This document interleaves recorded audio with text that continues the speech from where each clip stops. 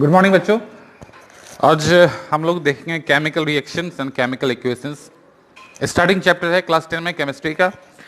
देखो क्या है कि कभी भी कोई चीज़ बनता है ना, तो जो फंडामेंटल्स होता है उसको पहले वर्कआउट करना चाहिए, उसको समझना चाहिए, क्योंकि जो बेसिक्स चीज़ें हैं उसको एक बार हम समझ जाएं तो आगे प्रॉब्लम्स को सॉल्व आउट करने में ना हमें कोई ज़्यादा उतनी प्रॉब्लम नहीं होती है।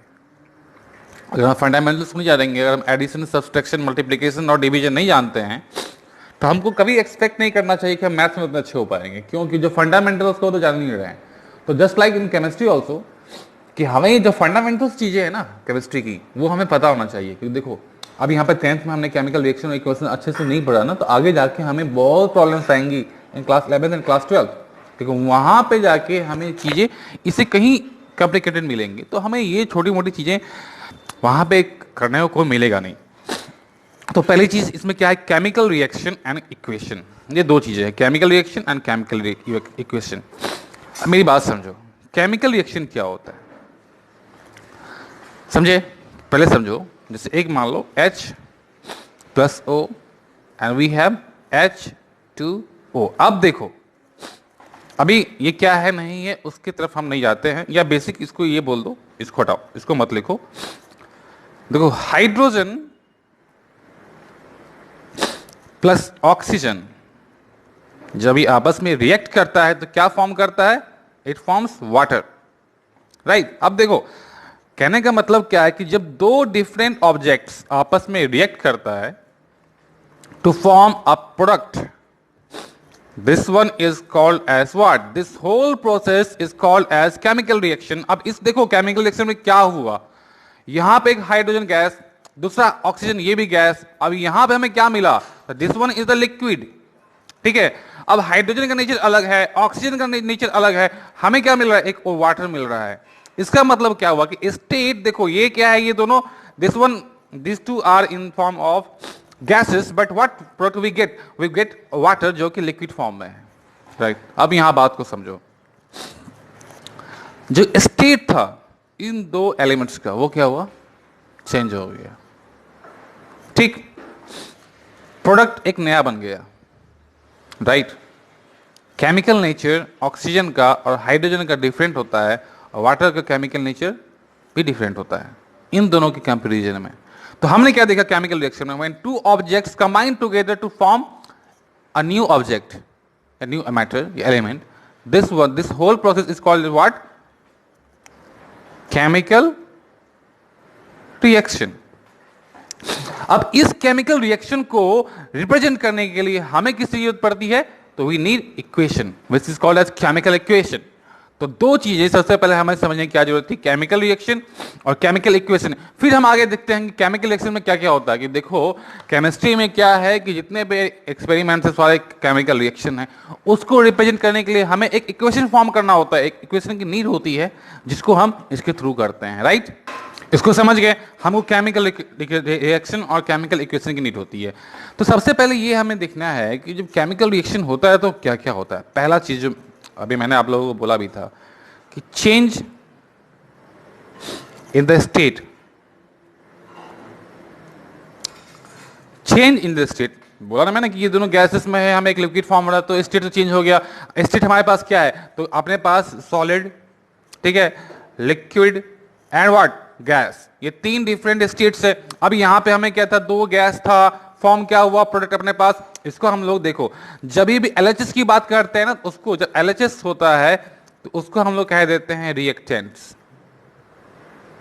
और जो आरएचएस में फॉर्म करता है उसको हम लोग क्या कह देते हैं, प्रोडक्ट्स, राइट। एलएचएस आरएचएस, समझ गए बात को, मामला खत्म। अब समझो कि एलएचएस में क्या था अपना रिएक्टेंट है, आरएचएस में क्या है, प्रोडक्ट है। और पहला चीज क्या होता है, change in the state of the elements. पहला जो चेंज होता है केमिकल रिएक्शन में यही होता है। सेकेंड पॉइंट क्या होता है, change in the colour, obvious चीजें हैं। थर्ड चीज क्या है, इवोल्यूशन ऑफ द गैस, बहुत सारे एक्सपेरिमेंट यहां पे हमको मिलेगा। फिर फोर्थ क्या है, चेंज इन द टेम्परेचर। अब इन चीजों को एक्सप्लेन करना होगा, ये कैसे कैसे, और जैसे जैसे एक्सपेरिमेंट्स को मैं स्टडी करेंगे तो हमें पता चलेगा कि केमिकल चेंज में, केमिकल रिएक्शंस में, एक तो समझ चेंज रिएक्शन यहाँ तुमको मिल गया एग्जांपल, कलर में भी होता है, ये तुमको मिल गया। अब देखो एवोल्यूशन ऑफ गैस और चेंज इन टेम्परेचर तो होगा ही ना भैया। ऑक्सीजन क्या है? Oxygen is a conductor of heat, जानते हो ना। आग लगती है, आग कैसे लगती है? तो एक चीज जानो, जब किसी गांव से में आग लगती है ना, तो वहाँ लोग कहते हैं कि हवा की वजह से आग लग गया। हवा में क्या होता है? ऑक्सीजन। ऑक्सीजन क्या है? Is a good conductor of heat. ठीक है, तो यहाँ पे क्या है? टेम्परेचर का इन्वॉल्वमेंट हो गया। हाइड्रोजन का अलग टेम्परेचर होता है। तो ये चार चीजें जो हैं, ये चारों चीज कहाँ होता है? केमिकल रिएक्शन में इन्वॉल्व होती है, राइट। तो केमिकल रिएक्शंस यहाँ पे आगे हम different types of chemical reaction सारा प्रोसेस पढ़ेंगे। अब एक चीज जानो कि केमिकल इक्वेशन क्या होता है, थोड़ा सा ब्रीफ कर लेते हैं इसको। अब समझो केमिकल इक्वेशन क्या होता है। केमिकल इक्वेशन, अब एक मान लो जैसे मैग्नीशियम है, ठीक है। मैग्नीशियम जो होता है, जब उसको तुम आग लगाओगे ना, ठीक है, तो एक वाइट फ्लेम देता है, और वो जो मैग्नीशियम है ना, वो एक वाइट पाउडर में बन जाता है। इसको हम लोग क्या कहते हैं? Magnesium oxide. देखो ये चीज जो है ना, मैंने ऐसे लिख दिया, जो नेम है अकॉर्डिंग लिख दिया, ठीक है। इसमें ये चीज क्या है अपना? ये रिएक्टेंट्स है, और ये क्या है? तो प्रोडक्ट है। इतना तो हम लोगों के दिमाग में आ गई बात। अब इसको, इसके अगर एटॉमिक फॉर्म में हम लिखें तो this will be Mg, this will be O2, and we will have to, we'll have what? MgO2, right. बात तो ये है ना कि पहले ये समझो ये था हुआ कि मैंने क्या किया, ठीक है।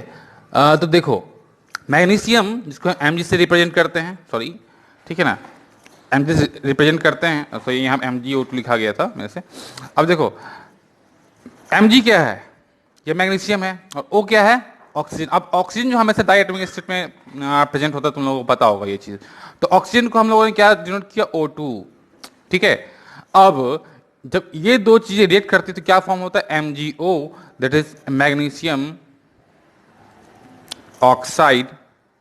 अब इसी को हम, इस होल चीज को क्या कह देते हैं? This one is called as chemical equation. जब हम किसी भी केमिकल रिएक्शन को एटॉमिक सिंबल्स के थ्रू प्रेजेंट करते हैं उनके रिएक्शन को, तो उसको हम क्या कह देते हैं?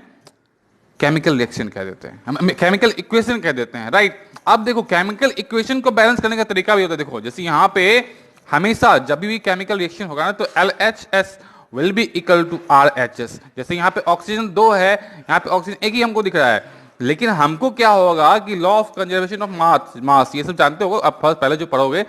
तो reactants and products will be equal. जितने भी रिएक्टेंट्स होंगे और जो प्रोडक्ट्स होगा, वो दोनों क्या होगा? बराबर होगा। वो कैसे करते हैं? That is called, that is done in the balancing of chemical equation, जिसको हम लोग नेक्स्ट लेक्चर में पढ़ेंगे। अभी के लिए इतना ही।